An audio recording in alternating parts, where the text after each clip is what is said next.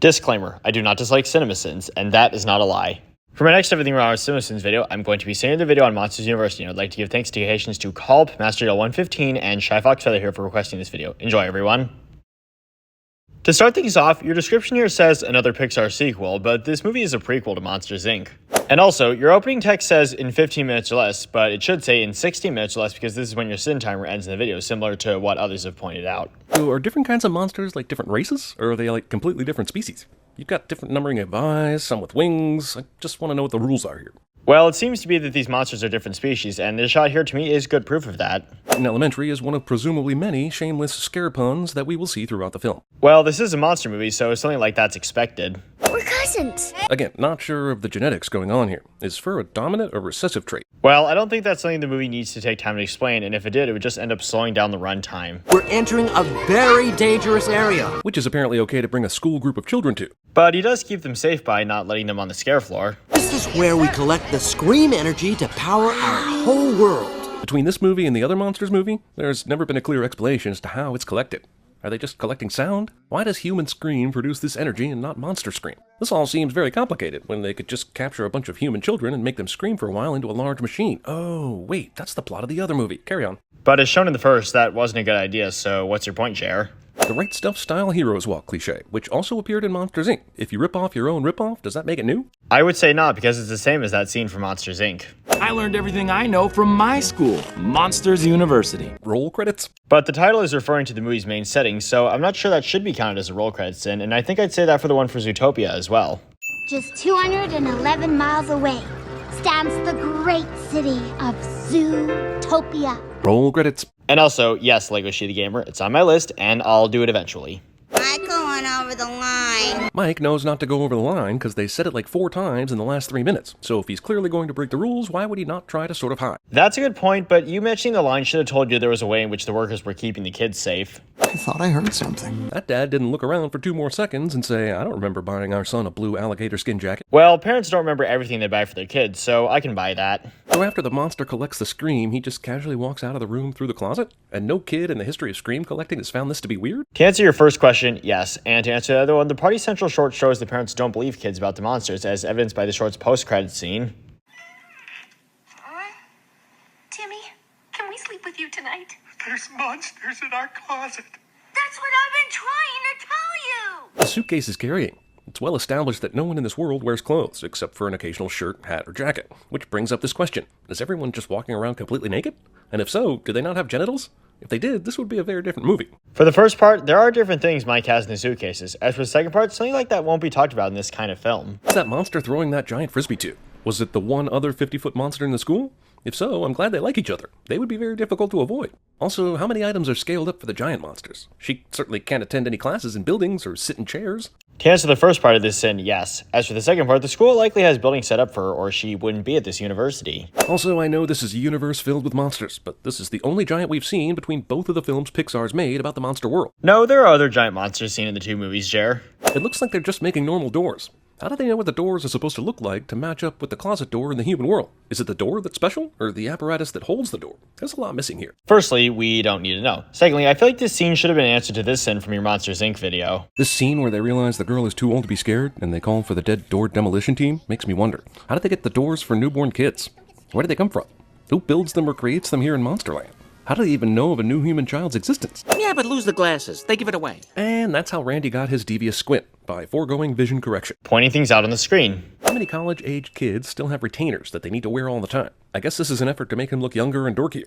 But I've seen several other monsters that have a greater need for an orthodontist, like this guy. Well, it's not unrealistic since I wear a retainer at night when I sleep, and I don't need to wear it during the day, and I'm still a college student. They made Monsters University way too much like regular human college, and not the backdrop of A Nightmare Before Christmas. Everything wrong with Monsters University, ladies and gentlemen. A fictional college looks too similar to one in the real world. In Hardscrabble is one of the few monsters that gets to wear clothes. Not sure I'd say it's a few, since we see other monsters wearing clothes, like the monsters in the frats and sororities and the Scare Games judges. I'm sorry. Should I keep going? No. Mr. Sullivan's covered it. All Sully did was roar. He didn't answer the professor's question. My theory is that the professor has a monster equivalent of a hard-on for Sully. Jimmy makes an inappropriate comment, cliche. This monster, explicitly called a pig, isn't much bigger than Mike, and appears to not be anthropomorphic. So they could theoretically, eat it? What are the rules? But that's not why Sully stole Archie from Feartech, so what's the point of this sin, Jeremy? Sully and Mike's first encounter and subsequent rivalry occur because somehow a pig Sully stole from Feartech managed to climb into Mike's dorm room, which is at an impossible height for pigs or Sully.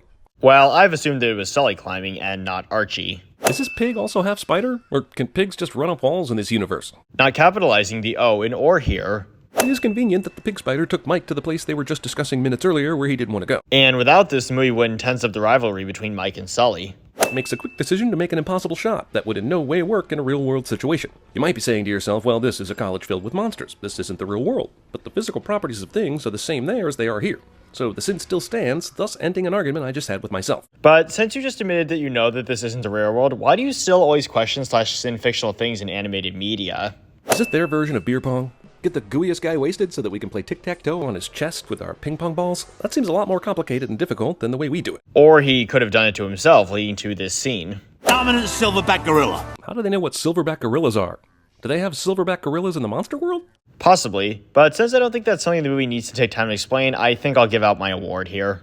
One frightening face does not a scarer make. Isn't this entire course in Scaring basically just an acting class? No, this is one of the movie's ways of showing how Sully believes that studying scaring is unnecessary since he relies on his natural abilities, hence why Professor Knight said that just looking scary doesn't make a monster a scarer. A roar wouldn't make him scream, it would make him cry, alerting his parents, exposing the monster world, destroying life as we know it. Has the monster world, which is full of modern-day technology, always had this ability to jump into the human world for power? Or was there a monster version of prehistoric times? A monster industrial revolution? Less scaring classes and more history classes, please. Well, I don't think anything from this scene raised those questions, and also, what purpose would the answers have on this movie's story, Jer? 30 years in the textile industry and then old Dandy Don got downsized.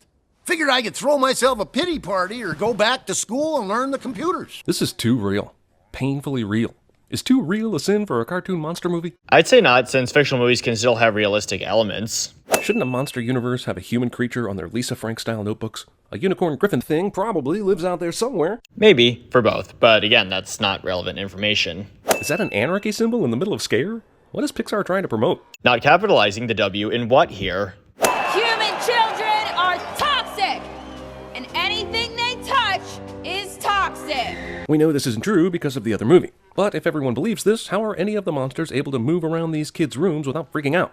They clearly touch things in the room that the kid has touched. Well, they keep their eyes out for anything to avoid touching a kid's room, such as toys, when doing a scare. I'm gonna beat you over that finish line. You're ready to eat my dust. Sully and Mike think that in a team race, it's best they race each other instead. Well, they don't know that they need the whole team to win, and so they think that they can just win the race for the team by themselves, and so Mike and Sully want to try to prove to each other that the other is better and will win, hence why they leave their team behind. Hey, second place ain't bad. I find it totally ridiculous that know-it-all Mike thinks that just because he and Sully crossed the finish line without the rest of the team, they finished the race. And that comes from the fact that they didn't realize that they were supposed to finish with the whole team, like I previously said. The use of illegal protective gel is cause for elimination. I would check the other teams for protective gel also. I'm having trouble believing that only Uzma Kappa members were the only ones that ran into the spiky balls. But they weren't, because one of the Eeks also touched one of the urchins, which happened in this scene.